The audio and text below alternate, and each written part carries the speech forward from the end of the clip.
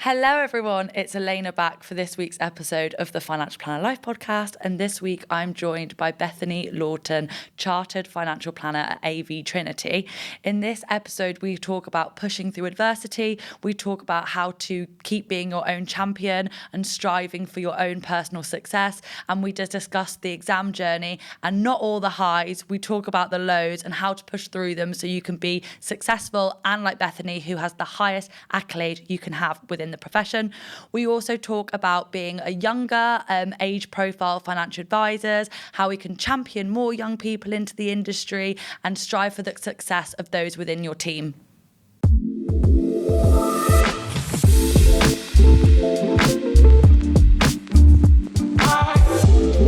So Beth, it's lovely to have you with us today. So it's the first question that I start with all of my guests. Can you tell us a little bit about your career journey today and how you've got to the point you're at now? Yeah, of course. So I left school in 2010. I didn't want to go to university, which at the time was quite an unpopular decision. I went to a grammar school, and if you weren't going to university, you were one of the very, very few. It was very much expected that you should go. So it was a really big thing for me at that time not to go. I didn't know what I wanted to do, so that's why I didn't want to go to uni. I fell into an administration job, which was IT software. To this day, I still don't know really what the company did, if I'm honest, because I was literally doing the administration for it. How I joined the industry was we used to work within a really, really big building, and I'm quite chatty by nature. So we shared a kitchen, and essentially one day somebody came up to me and said, would you like a job in financial services? Would you like to become a paraplanner? And I thought, oh my God, I've never heard of a paraplanner before. And this was back in 2013. And so actually paraplanners were very, very new at that time. So I went away, did a bit of research about what a paraplanner was and thought, you know what, despite the fact I don't necessarily know what I want to do, there's no harm in me giving this a go. So I went into the job and really the rest is history from there. So I started being an administrator there because I worked in a one-man band. So there really was just four of us. So there was the advisor, the paraplanner, an insurance administrator, and then there was me. Very quickly, because I was enjoying learning so much, I very much got into the paraplanning side and I was somewhat shadowing the paraplanner there. And I decided that really that is what I loved. I thrived in it. So started doing exams, obviously carried on being a paraplanner, despite the fact I was never actually called a paraplanner, because when you work in a one-man band, you could be doing the role of a paraplanner, but actually you're not really given that title. So carried on doing that until eventually I became a trainee financial planner in 2019. It was fully signed off October 2020, and I've been an advisor ever since. Oh, I think it's really funny as well, going back to the very beginning there, what you were saying about, going to a grammar school, coming from a very academic background. I think in those settings, there is naturally a lot of pressure that the next step is university. But you've come from a position where you took your own route and you built a really successful career in your own right. Because how long did you say that you've been in financial planning? Was it 10 years per se now? It's 2013, which is actually mental when you think about it, because I remember that day so vividly, him approaching me in the kitchen. And don't get me wrong, there's been a lot of hoops I've had to jump through. There's been a lot of exams that I've had to jump through, but it really does feel like yesterday. But yeah, it's 10 years. Wow. And the career is the profession has changed so much from then, even when you were saying then like paraplanning. I think lots of people outside the industry still don't have a full understanding of what a paraplanner is, but that's fully a profession in its own right, 10 years later. But I think that you mentioned then, you've had to jump through a lot of hoops, you've had to go through lots of exams. Can you sort of explain to us a little bit in terms of like what your exam journey was like? So the exam journey is a difficult one. I really can't dress it up. And I think particularly being completely fresh to the industry. So when I first joined the industry, I knew what an ISA was because I had an ISA.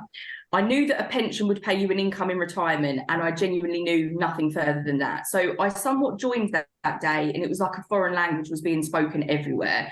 There was abbreviations for everything, and I was thinking, oh my God, and I was always making notes. So starting the exam situation was tough because obviously I literally came from nowhere. And the first exam that I had to sit was the RO1, which is regulations and ethics. And that is very difficult because it is the FCA and all bodies like that. And obviously when you have no real idea what any of these products are, they're not going to know what the bodies are that they're going to be looking after them. So it was very difficult, and I struggled at first because I first took my RO1, I failed my first exam. Ultimately, what my boss had done is he'd given me a book, and I don't ever blame him for this. We was a one-man band, but there was no help, there was no resources. It was very much, here's the book and off you go. And I totally get that, because when you've got a young person that comes into the industry, you've never had that before. You've never had somebody with, I suppose, with that ambition before to want to move on. So he probably didn't know how to help me. So I came out of that exam and I'd failed it. And I didn't know that I had to use past papers or anything like that, which is number one tip. If anyone's listening to this, past papers are key.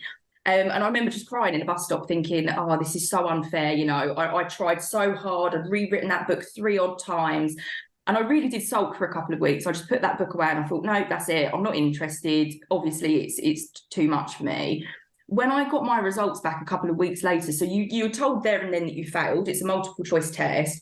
But a couple of weeks later, I then found out that I'd only failed by 5 marks. And it was at that point that I was like, get yourself back up, girl. This is ridiculous. And I just had that fire in my belly after that point. I knew what I'd seen. I knew what I was going to be up against. I knew the type of questions that there was going to be. I'd never seen it in that format before. It's one thing studying it. It's another thing seeing the questions. And then after that, I really did hit all of my exams in exactly the same volition. I then had that exam technique. I knew that I needed the practice tests. I knew that I needed all of that. So I think in total, I've done about 18 exams because I'm chartered and fellow now. Which is ultimately the highest accreditation that you can get from the CII. And I think, that was about 18 exams. And I think in total, it took me about 6 years, 6.5 years. So it's a lot of work, but it's so worthwhile. Wow. Chartered fellow in 6.5 years. That is so impressive. And I think, you go back to your first exam then when you're sat at the bus stop, and I fully appreciate that you put in so much effort and so much hard work to be in a position to take it. And then when it doesn't go your way, it really is devastating. But as I said, 6.5 years now later, you're chartered fellow. So it goes to show that with the right attitude, the hard work, the determination, you can get the highest accolade that you can in the profession. And I guess there might be people in the audience that are listening to this who are like you were 6.5 years ago, just the beginning of their exam journey, finding it difficult, might have failed one exam, might have failed a couple, and really been struggling to pick themselves and brush themselves off. I know you mentioned exam past papers and stuff like that, but coming from someone, as we mentioned, that's got the highest accolade you can now, what would be your tips and tricks to anyone listening, or if you could go back and speak to yourself in that position? If I could go back and speak to myself, I would have actually given myself a lot more credit for actually picking up the guts to actually even sit that exam that day. Because first things first, anybody joining this industry, it is a incredible profession, and you are training for something that is incredible. So the fact that you are even trying to sit these exams, you need to give yourself a big pat on the back for that. If that exam hasn't gone your way, I think learn where you went wrong. I knew the second that I sat in that exam that day, because I'd done practice questions that they did on Revision Mate. So CII has something called Revision Mate, and it ultimately will give you a few questions. And it was very simple, like what's the maximum that you could put into a pension or something like that. When I then got into the exam, they actually gave me people. So this person earned this person earned that. What was the maximum they could put in? So the way that the questions were was just so different. So I would say to people, try to identify where you went wrong. I knew straight away that it was the way that the questions had been written that threw me. And I was like the horse that bolted. The other thing that I would say, which is something that my first boss taught me actually, always trust your gut, because 9 times out of 10, you will, particularly in these multiple choice, you'll be drawn to one answer. And 9 times out of 10, you'll then change it because you'll start to doubt yourself. I would always stick with your gut, but I would say just keep going. It is difficult and these exams are hard, but genuinely, I remember that day thinking, because you know what it's like, you'll feel sorry for yourself. I'd failed an exam, the world was ending. And I thought, well, maybe I'm just not good enough for this. But actually you are, because with enough hard work, determination and drive, you will always get there, but you've got to put the work in and you've got to put the hours in, but just don't give up. But I would say pass papers and go with your gut. Mm-hmm. That's some great advice. And I think obviously you did the level 4 diploma, which is like industry standard, what you need to be a financial advisor. But what then made you progress to take your chartered exams? What wanted you to keep studying further? So every job that I had been in wasn't a chartered firm. And I joined AV Trinity, which is a company that I'm in now, in 2017. And I was one exam away from becoming diploma. So I think I joined there in the February and I took my diploma exam in the April. And that is, as I say, a chartered firm. So a lot of the advisors there at the time were aspiring to become chartered. They will sit in the exams. And I remember my boss at the time called me into a meeting and he said, once I passed the exam, he said, "But that's great, Beth, but what's next?" And I was like, "What do you mean, what's next? I've just spent 3 years of my life wedded to a book," sort of thing. And he said, "Well, no, look, if you want to become chartered, I can draw you up a sort of plan as to the way that you should get there, but that will actually expose you to all avenues of financial advice, because ultimately to get chartered, you need a certain amount of credits." The way that my plan was tailored was that I was going to be exposed to equity release advice. I was going to be exposed to long-term care advice. And so actually I was getting the most pertinent credits because I was sitting the most pertinent exams. And yeah, it was literally what he said that day, "What's next?" And I remember embarking on, if I thought the diploma was bad, I remember embarking on the advanced diploma with so much trepidation, because the other people at my company that were sitting these exams at the same time as me had been financial advisors for years. They were about 15 years older than me. And I remember, that self-doubt starts to creep in, doesn't it? And you look and you just think, well, hold on a minute, they've got so much more experience than me, this girl that's just gotten her diploma. And so I always went in there with a massive fire in my belly because I felt like I had a point to prove, not necessarily to anybody else, but I was sort of like, you doubt that you can do it, but you're like, no, I'm going to keep working. This has worked before. Exam technique, past papers, let's go, let's give it a crack. And yeah, so about 3 years after becoming diploma, I then got chartered and fellow. But those exams were difficult and the self-doubt does creep in. But I think sometimes you've just got to rise above that and just say, I remember my boss once said to me, "I don't know why you're so nervous. It's not like you're going to walk in there and die." And I was like, that's a really good point. And it is, isn't it? Because realistically, the worst that is ever going to happen is that you are going to fail it and you've got to do it again. But it doesn't matter as long as you've tried it and you just keep going until you get the result you want. Yeah, I think that's such a funny point then that you mentioned then, like, what's the worst thing that's going to happen? The worst thing that happens is you fail and you have to do it again. And I think that is like, it's a really obvious point, but I think we forget that we can have so much doubt and build these situations into something almost so much bigger than it is, that you almost have to like bring it back down a little bit and remember that, like, the worst thing that happens if you fail it, you're not going to go in there and die. I say this very often to like the people in my team. I'm there like, we're fortunate enough that we have jobs which add a lot of value and are in their right of super important, but you're not in a situation where the worst case scenario is really that detrimental. The thing is, you have to get up, brush yourself off and keep going. And we've touched on then, and you've touched on then a lot, Beth, in terms of, that self-doubt creeping in and, pushing that down, the hard work, the determination that goes with it. I think there's no doubt that, getting your level 4 diploma or becoming chartered requires a certain amount of knowledge because you're building on your technical skills. But do you think to get those accreditations, it also is a lot about mindset and, being able to be structured and organized and all those things? Yeah, definitely, because my work always called me a machine, because I had such a plan in my head of, okay, this is this exam, then after this exam, it's this exam, then after that, it's this. And I had such a well-oiled machine going. I never stopped. No sooner did I come out of one, I went into the other. And, I'm not saying never have a break, but I think don't take your foot off the gas whilst you're in that real mindset momentum. It was hard leaving school in 2010 and sitting my A-levels and then 3 years later having to put my head in a book. That was daunting enough in itself. I think if you give yourself months off of sitting these exams, you could easily lose the momentum. But I think it is mindset. And I think every time you would sit an exam and you would pass it, you would get a buzz, which is great. The first time that I passed the AF5, so that was the first advanced paper that I did, it gave me the confidence that I would then be able to sit and pass them.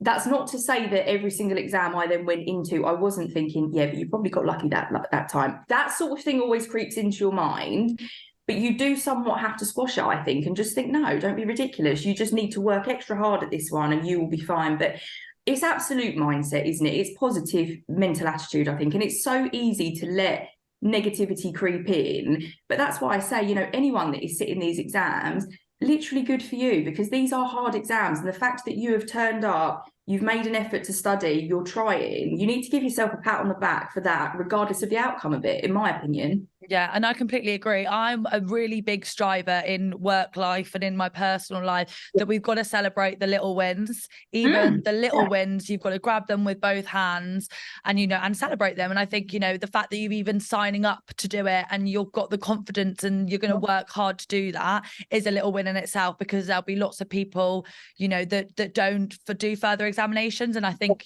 financial planning is one of the professions where you do have to keep building on things on an examination, where in other careers you don't necessarily have to do that. So the fact that you want to do an RO exam, or you want to do your AF5 and you're going to work hard towards it is a big win in itself. So grasp that with both hands. And we've spoken then a lot about your exam journey, and ultimately how part of your success with that has been mindset and your attitude towards it. So I think that in itself is a great nugget of wisdom to people in the audience listening to this, that you might doubt yourself, but if you've got the right plan in place, the right ethic, you dedicate your time to it, I'm sure you're going to be successful. But your attitude has also helped you in other areas of your career today. So we've spoken about previously how you're really settled at AV Trinity now. It's been sort of like your home, but prior to then you had to sort of, I guess, go through a bit of adversity to get to the point that you are now. Do you want to elaborate on that in a little bit more detail for us? Yeah, so my first company that I worked for, as I said, it was a one-man band, and it was a brilliant place to get my claws in. But I think ultimately my ambitions, I wanted to be seen as a paraplanner there effectively. And he wouldn't allow it. And I think at the time my age hampered me a little bit, because I was 23, perhaps, no, 21 when I joined his company. So I think that my age hampered that a little bit. So I knew that I was doing the role of a paraplanner, but I didn't have an exam. As what we've said, I sat in a bus stop crying, didn't have my exam yet. I think my age didn't help, and I just wasn't able to be seen as a paraplanner. And because of that, obviously, I didn't get the salary that went along with a paraplanner. And I remember there was so many times that I thought, this is ridiculous. I could go and work in a call centre and earn more money. Not that I'm knocking being in a call centre, but you feel like you're right at the beginning of your career, and you could actually go and do many other jobs and you would actually be getting paid a higher salary. And I think at that time, that's a real pivotal time of your life. I'd been with my partner at that point 3-4 years. We were saving for a house, which was very, very difficult. So I had external aspirations that I needed to achieve that depended on the job that I had. So I ended up leaving that role to go and work for another company. I actually went into an administration role there because there wasn't any paraplanner roles available, but that was my foot into the door of a bigger company. Not long after I'd been there, I got involved with paraplanning again because it was my strength. It was what I enjoyed, carried on sitting exams. And a paraplanner then left. So I applied for his job, and they essentially said, well, no, you're not a paraplanner. You only work on templates. And I remember thinking, well, hold on a minute. The paraplanner that I'm sitting next to is doing exactly the same thing to me. So how am I not really seen as a paraplanner here? In the meantime, at this point, I think I've got 4 exams under my belt, and I was doing exactly the same role as them. And again, the salary issue was there. So it wasn't until I then came to AV Trinity that, I felt like I was constantly swimming against the tide. I felt like I was doing everything right. I was thriving. I was learning. I was sitting my exams. I was showing willing. I was putting myself out. And yet, years after joining the industry and years after doing a paraplanner role, no one would still call me a paraplanner. Mm-hmm. So I ended up coming to AV Trinity actually as a trainee paraplanner. Because again, I couldn't put paraplanner really on my CV because I hadn't been one. No sooner did I get there, I passed my probation period within 3 months, and it was at that stage that they made me a full paraplanner. And it was the first time in my life, and that was 4 years after joining the industry, that I finally felt that I'd actually been seen for what I was doing, or everything that I'd said that I was doing. For the first time, I was actually seen. And there were so many times during that time period that I thought, what's the point? My mum's always said to me, work hard in life, babe, and you'll get to where you need to be. And it felt like I spent 4 years doing that, and yet no one would give me that opportunity. No one would say, yeah, Beth, actually, you are doing a good job, and I would class you as a paraplanner.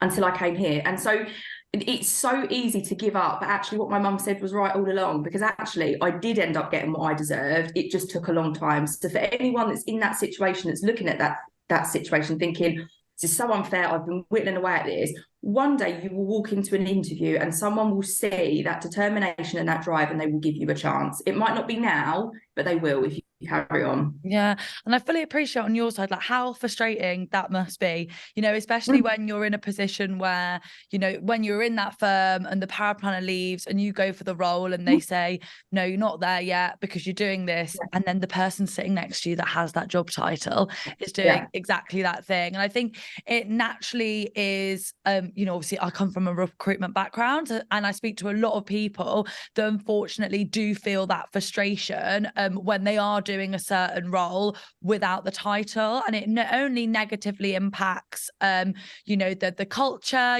people's motivation, people's drive, and ultimately, as you've seen for yourself, staff retention, because you ended up going somewhere where you can be really happy and that did see that little bit of something in you. So I think you mentioned then it was, that mindset was a big thing, because it must be really difficult to brush yourself off and keep going when you feel that frustrated. Was there points when you did think, I'm going to throw the towel in, this industry isn't for me? Or did you always have that sort of fire to keep moving forward?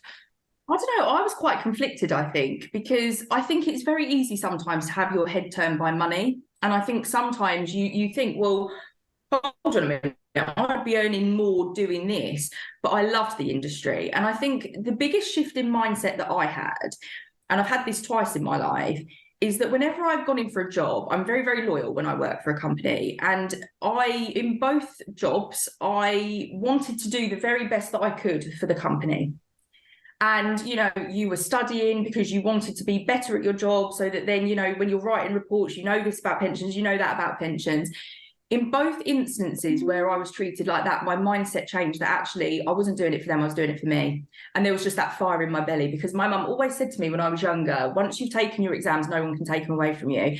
And instead of then studying that company that I was working for, that quite frankly wasn't treating me very nicely, I was doing this for me. It didn't matter how they were treating me. At some point, I was going to get my diploma, and I knew I could walk into any job that I wanted with a diploma, showing that I'd worked for 3 years and I had that determination.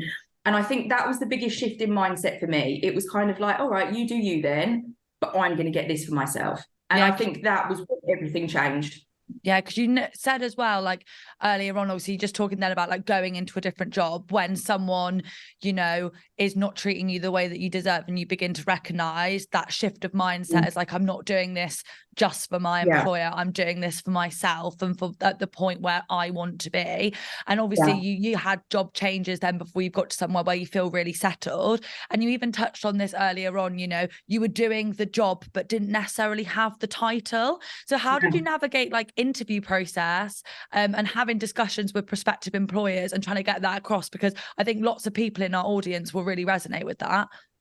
I think actually, if I'm honest, particularly when I came to AV Trinity, you're having conversations where you're actually explaining your background, because, there's probably a lot of people listening to this thinking, I'm working for a one-man band, which means that if there's people like me out there, if you then go into a job interview and you're having that very same conversation with somebody, people are human beings at the end of the day. So all you really need to do is talk about cases that you've worked on and things like that to really show that actually you know what you're talking about and that you have done those things. But just explain the situation and just say, this is the setup, because actually it's very common in our industry to work for a one-man band where actually loads of people are getting involved in loads and loads of different roles. So I don't think that potential employers would be surprised to hear that there are other people in that situation. And it doesn't mean that they can't do the job. It just means that perhaps there is no scope in that company to move them up from a money perspective, from a job role perspective. I think people are human beings, and I think they'd understand that. So I would recommend just to be honest. Yeah, I completely agree. As I said, coming from a recruitment perspective, it's something that I hear very, very often. Like I've had multiple conversations with paraplanners that really are senior paraplanners. They sit on client meetings, they have discussions with clients to go through more technical things in cases.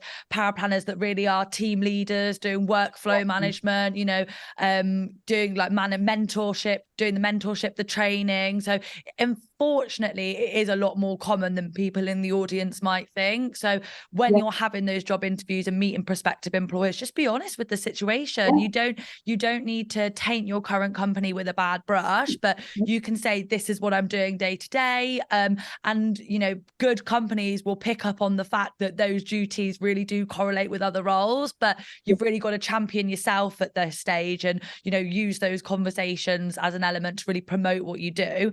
I guess coming from a place now where, you know, I know, Beth, you get involved with sort of like new people that come into the business, you know, and you've obviously now a financial planner, so higher up within a business than you were in these positions. What would you say to employers out there that, you know, we get business owners that listen to this and someone might be thinking, oh, that person in my company really is doing that job, but I'm not giving them the accolade that they deserve. You know, what would you say to the business owners and the managers, people that might be putting their employees in this position? I think give people a chance, because, you know, AV Trinity gave me a chance. You know, it was difficult for me when I became an advisor, because AV Trinity, so we've got 7 advisors, 5 of them are women and 2 are men. So we're quite unusual. And I think everybody else had had previous advisor experience. A lot of my colleagues actually came from a bank assurance experience. And I was the first person that had come in as a trainee paraplanner, then a paraplanner, then a senior paraplanner, that showed any moves to want to become an advisor. And from their perspective, they were like, she's earned her stripes. We know that she's good, she's loyal, she's determined, she's driven, but how do we train her? And, you know, I'm really, really lucky actually that they gave me a chance, because they could have so easily not. And they put together a really clear and cohesive plan for me. You know, we did a lot of observations, we did a lot of role plays. And I've been so lucky with the other advisors that I've worked with, because they have helped me along the way. You know, when I first became an advisor, every day was a school day. You know, you were coming across things that as a paraplanner, you wouldn't thought twice about. But as an advisor, because you're being asked a question, all of a sudden the confidence goes. And so I've been given so much help from the people along the way. But you have to give people a chance, because otherwise, if you don't give people a chance, they will go and reach their ambitions elsewhere. If they're really serious, they absolutely will. And at that point, you could have somebody who is determined, driven, never off sick, hard worker, and you could see that person walk out the door just because you're not going to give them a chance. And it just seems criminal to me. Yeah, that's such a great nugget of wisdom there. And I think maybe a bit of reality check to hopefully people in the audience won't necessarily resonate with that. But I think, you know, there will be people in the audience that do, you know, will feel that they're undervalued by their current employer. And I think a lot of this about your exam journey and your career journey to date to get you to a point where you are successful, really successful, comes a lot down to, I said this expression to you before, being your own biggest cheerleader instead of your own worst critic. So we touched on positive mental attitude, but do you think all of that sort of like really supporting yourself, backing yourself, has played a big part in getting you to the point that you are now, being a chartered fellow financial advisor? Yeah, definitely. And I think as well, the one thing that my boss has always said to me is be more assertive.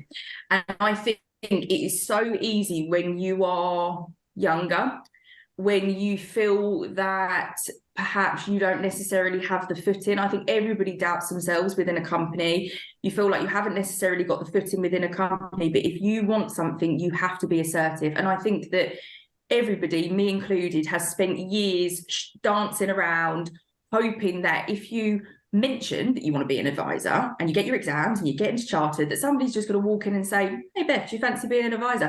It doesn't happen. You have to be assertive and you have to say, look, this is what I want.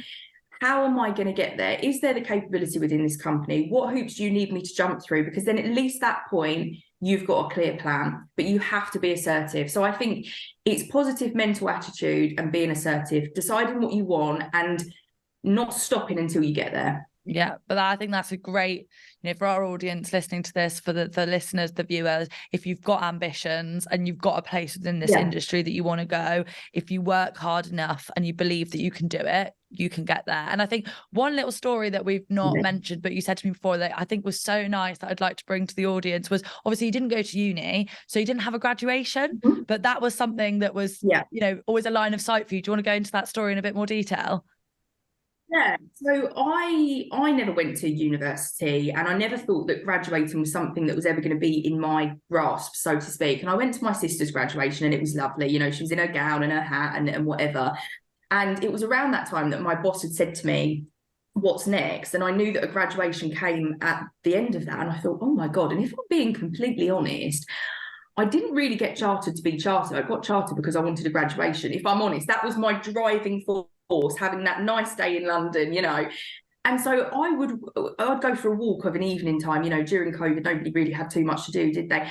And I would imagine myself at my graduation. And at the time, that, you know, not things like, you know, what acceptance speech I'd do or anything like that, you know, what your outfit would be, where you'd like to go for dinner afterwards. And you know, at the time, I didn't know that was manifestation, but it absolutely is. You know, I feel like manifestation is a lot more prevalent in the last couple of years. But to that, you're just imagining things in your head. But I think that I knew that no matter what happened, no matter how long it took me, I was going to become chartered one day because I was going to that graduation. And I think that's it, isn't it? It's sort of having that in your mind and imagining yourself at a place, because if you imagine that, you will get there. Yeah, and I think, well, if you did charter just to have your graduation, I think that's a good enough reason as any other to go through your exams, because it is a great experience, and ultimately your graduation is a celebration of your success and how much hard work you've done to get to that point. So while it's lovely, the gowns and the dresses and where I'm going to eat, it's just having that moment where, you know, you can sit there and you can bring your family and it can be a celebration of how hard that you've worked. And I love the manifestation point because it's something that I talk about a lot. I know Sam and Charlie, the other hosts on the podcast, all are interested in their personal professional lives, and I think it's something that anyone can use. You know, if you really want to be a financial advisor, just imagining yourself in, you know, those client meetings, sitting down in front of people. Like, I still have instances of things that I want to do professionally, and I just envision them happening in my head, and I tell myself that with the hard work and the determination that, you know, one day that we can get there. And you obviously have noted that you joined the industry very young. You know, you still are a younger profile financial advisor, even though you're chartered and you've got fellow. So we've discussed a bit about like changing the narrative about age and gender within the industry. Do you want to go into like your opinions and things like that in a bit more detail? So I personally think, I mean, I appreciate that, you know, I am probably on the younger side. I mean, the thing is, I keep bragging about how young I am. I am 31, you know, the 20s are long gone. But I think, you know, that is still young to be a financial advisor. And I was obviously 27 when I was a financial advisor. And I think as well, this industry is largely men heavy, isn't it? But if I'm completely honest, I have never really felt that my age or my gender has ever actually held me back. I don't know whether or not it's because I went to an all-girls school, that perhaps there was never that competition between men. I don't know whether or not it's because the way that my parents raised me, just to believe that I could achieve whatever I wanted to achieve. But I sort of came in here not even considering that my gender would ever be an issue. And, you know, don't get me wrong, when you go to conferences, they are largely men, but never once have I walked in and thought, oh, you know, I feel like I shouldn't be here. And I think age as well. I had one client meeting once where I was asked about 3 times what my age was, because it was a case of, you know, you must be the same age as my daughter. And I never jumped on it, because I thought, no, it doesn't matter how old I am. You're going to be able to see at this point that I know what I'm talking about, and age is nothing but a number. I've also had the other situation where I've had clients actually specifically decide to go ahead with me because of my age, because they don't want to go with somebody that will be retiring the next few years. They want somebody that they can work alongside for many years.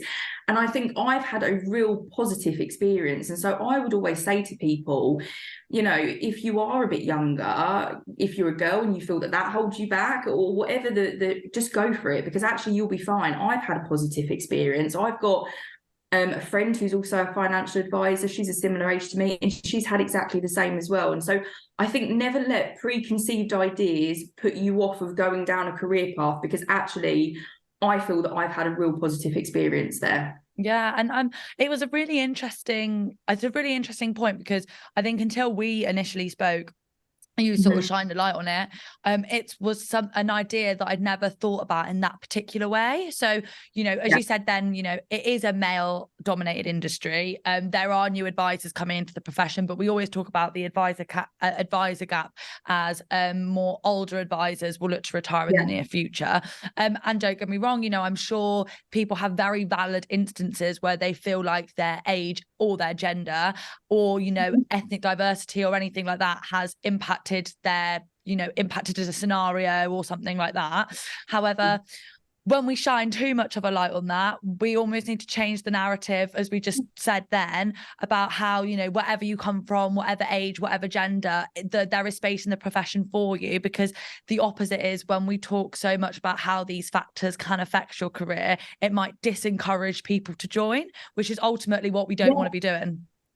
No, exactly. And I think as well, coming to AV Trinity for me was so refreshing because obviously I started off as a junior paraplanner, but the majority of the advisors at my company are women. And you look at them and you're like, particularly when I was younger, you aspired to be like that because they took it all in their stride. They don't care about their gender. They know what they are. They know that they're good at their job and they have that confidence about them. And so I definitely would never let preconceived ideas put you off of somewhere because actually there is the right fit for you. And if you are a victim of prejudice for whatever reason, age or gender, I think it says more about the person that is doing it to you than yourself. And B, if that's in the workplace, you get up and you go. And I think that is the top and bottom of it ultimately, because there will be somewhere out there that will facilitate you for you. And I think that's with any career there is obviously issue. We need to promote more young people, we need to promote more women, more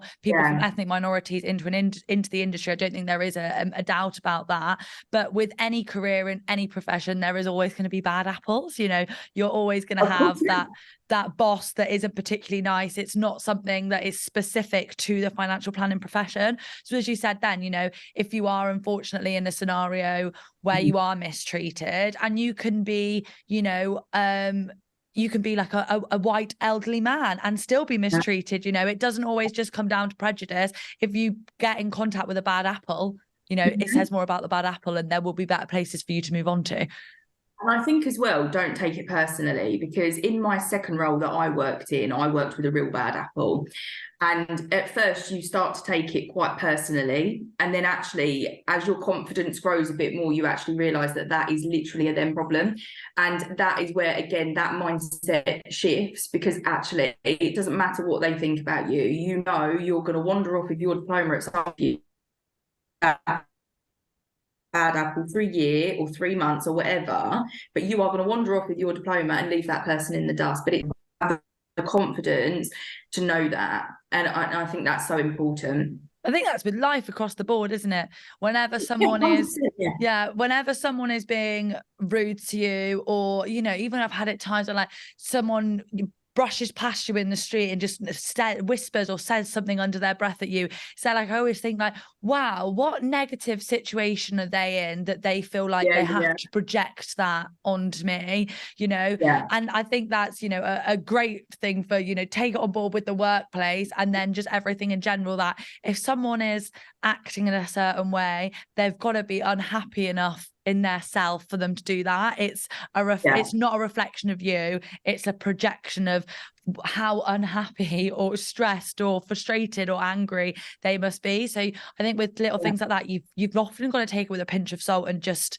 sort of move on with things, because you can spend so much time getting bogged down on things which really aren't personal. They're more to do with that person than yourself. Yeah, I agree. And the longer you're doing that for, the longer you're then not focusing on where you need to be. And you're just wasting valuable time, aren't you? Yeah, 100%. And I think we've spoken about then, how your experience within the industry have been very largely positive. And, you've got other people, professional friends in the industry, and, they've had very similar experiences. And, from someone that is very, not directly within the profession, but very immersed in it, I love being an extension of financial planning, because I genuinely think it's an incredible industry where you can add a tremendous amount of value. And to keep that thriving profession, we need to encourage more young people, people like yourself, from school leavers, to get into the profession. So how do you feel like we navigate that? What do you feel like we can be done to keep encouraging young people to think about a career within financial planning? I think that more needs to be done in schools. Yeah. Because I didn't know about financial services, didn't even really know about it, even when I started working in it, all those years ago. And we, as a company, we've done a few things where we've done, say, for example, careers fests at local schools.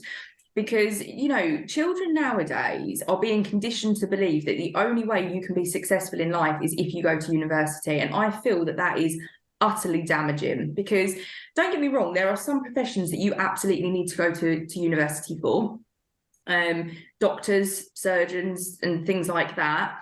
But in our industry, I look at the fact that I'm chartered fellow, I'm going to be graduating soon, and I look at that and I think I've achieved everything that those people that went to university have achieved, but actually I've done it at the same time that I've got experience and I've got no debt under my belt. And I think that actually things need to be spoken about in schools to try really and encourage people. I think, I don't know whether or not potentially apprenticeships could be a good idea in the financial services industry, but I think a lot more should be done in schools to really tell people that actually there are a lot of other ways that you can be successful. Because let's face it, it's not just financial services. You can go into plumbing, you can do all of these things and be incredibly successful. And yet what's being drummed into children's minds at the moment are university or nothing. When I was at school, you were somewhat treated as an outcast because you weren't going to university. It was literally like, okay, well, the people that are going to uni can go to the assembly this morning, but if you're not going to uni, you don't need to worry about it. And so there was literally like 10 of us left kicking around after. That's not great, because, it gives the people that are going to university a feeling that they're somewhat superior. And it gives the people that are not going to university that feeling of, well, they've all got their mind and life in check and I haven't. But there's nothing wrong with that. You're 18. And I think that so much more pressure needs to be taken off of that. I completely agree, and I think it's that in itself is really damaging to input with children, that you're almost, as you've seen as superior because you're going to university, and if you're not, you don't have to worry about that. And I completely agree with your university point of view. For example, I'm the opposite. I went to university. I have a human geography degree, and I'm sat here doing, I don't even know what job is related to having a human geography degree, to be completely honest. And I loved my time at uni, and I did a lot of the things that I learned about, and the themes that I've learned about are still relevant to this day, because I did a lot on feminist geography, which is a lot of why I'm like interested in like women in the profession and hearing and shining a light on women's stories.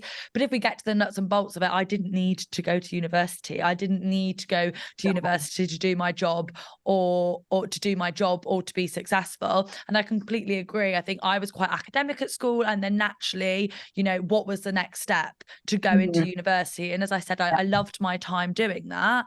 But I do think that we put way too much pressure on that being the next step. We've had people that have come on the podcast who are at the same age of people that are leaving university, and they've already got their level 4 diploma, and they're already in, paraplanning roles, and then graduates step out and are interested in these positions, and they're 3 years behind the game. So in fact, in those scenarios, not going to university can work in your favor. And I think I completely agree with you that encouraging more young people into the profession is in turn showing them the avenue that can be had, and that does not necessarily require going to university. That can be starting in a full-time job and then continuing with your education alongside that, shining a light on different avenues.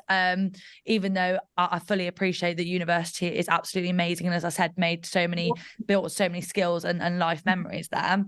And I guess the next step is, once people are in the profession or have started their first job, I guess something that you lacked earlier on, but you're really passionate about doing moving forward, is just championing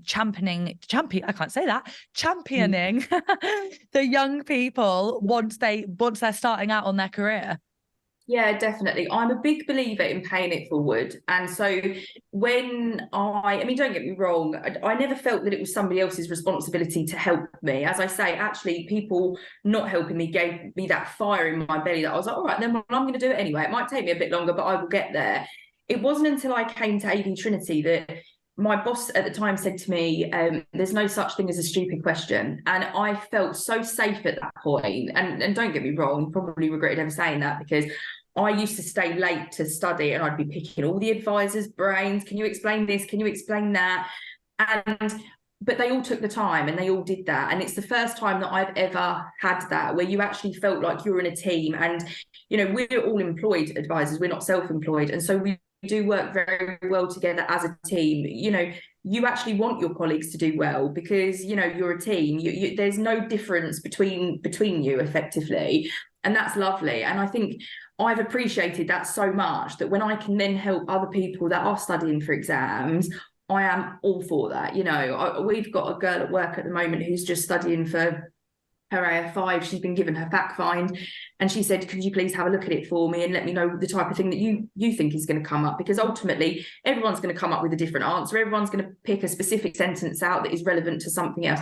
And I'm a big believer in that, and I spent half an hour putting together notes, sending them on, because if people hadn't have done that to me, I wouldn't be where I was. And who is anyone to deny anybody else reaching their full potential and their ambition, in my opinion? So I really think that if you are in a position that you've received help past, or even if you haven't, just pay a little something back to potentially not even the younger people, the people that are less experienced. These could be people that are joining the industry at a later stage in their life, desperate to have a new career. It's not even age. But if somebody is trying, I will always help. Yeah, and I completely agree then, not just, young people that might be coming out of education, second careerists. There are so many people that have had a successful career but want to build a career within financial planning, because as we keep saying, it's such a wonderful industry to work within. But I guess it's all about being the change that you want to see on the person that you want to see, because as you said then, like if someone's ever helped you out in any shape or form,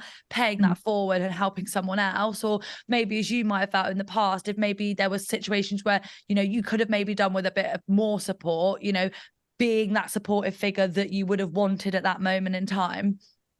Yeah. And I think where some people go wrong is that people are in competition with one another.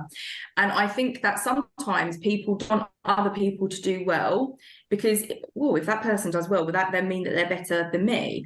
I've only ever been in competition with myself. I strive to achieve the best because that's what I want for myself. But I'm very sort of, the horse with the eyes. I'm very sort of tunnel vision. I want to get to where I want to go to, and I don't necessarily notice what's going on around me. And I think some people that I have come across in the past don't want to help you because they don't want to see you getting better at your job and things like that. And I think that's what I would never, ever want to be. As long as I've achieved the things that I want to achieve, I absolutely want that for everybody else, and it doesn't bother me if somebody comes in and they end up being a million times better than me. Good for them is what I think, So, yeah.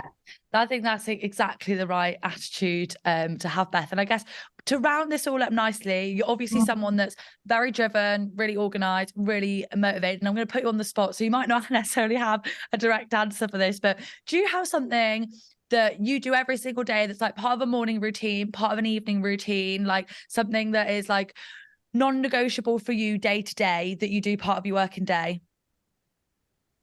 Oh, I do during my working day. I write lists. I am a list person. So, and I'm one of them people, and this is really sad to admit, but even if I've done something that wasn't on my list, I will add it to my list just to cross it off. I am very, very driven by lists. I'm very structured. I'm very ordered. And don't get me wrong, best laid plans and all that, because actually, sometimes you get a client call, come in, you do this, but I will always go back to my list. So I'm not necessarily rigid with it, but I like to have a sense of direction for my day. I like to know where it's going. And so I would just say, you've just got to focus your mind on something, haven't you? And mine is definitely lists. Lists. And I guess it gives you that sense of achievement at the end of the day when, some days you look at it. So I do lists, and some days I look at it and I go, bloody hell, I've done 2 things on that and it's 5 p.m. Yeah. But it definitely gives you a really nice sense of achievement when you get to whatever time and you're like, tick, tick, tick, tick, tick. And you've done them all. Exactly. And I guess, as you said, then that can keep you motivated and focused and allow you to concentrate on all different avenues. May, be in a position where you're studying for exams or you've got a certain case that you need to work on. Yeah, exactly. Well, I'm moving more into studying again, actually, because I'm going to be focusing. I work with divorced people, which generally appear to be women that I have been working with. And I really like working with those people because actually a lot of the time people come to you and they are quite vulnerable, understandably, because, divorce is the most stressful thing you can go through.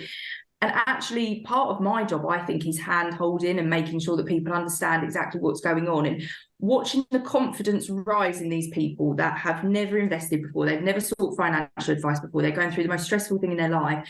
Watching their confidence boost is just fantastic. And for me, it's definitely the area that I want to go down. So I'm going to be studying quite a lot to do I don't know if you've ever heard of PODE reports, which is pension on divorce expert reports, which are a complete different kettle of fish to normal advising, I suppose. And so it's getting back into that for me now. Now I'm doing a lot of reading and I'm incorporating that sort of thing back into my day. So 3 years after sitting an exam again, I'm getting back into it. But it's always making time for it, isn't it? Adding it to your list and then making sure that you get it done. Adding it to your list and making sure that you get it done. Well, thank you very much, Beth, for taking the time this morning to speak with me. Yeah. Loads of helpful nuggets in there in terms of like facing adversity, your exam story, and we've shined a light on, not just all the glossy highs, but how you can navigate those lows as well. So thank you very much for taking the time to speak with me this morning. Yeah, well, thank you for having me. It's been lovely.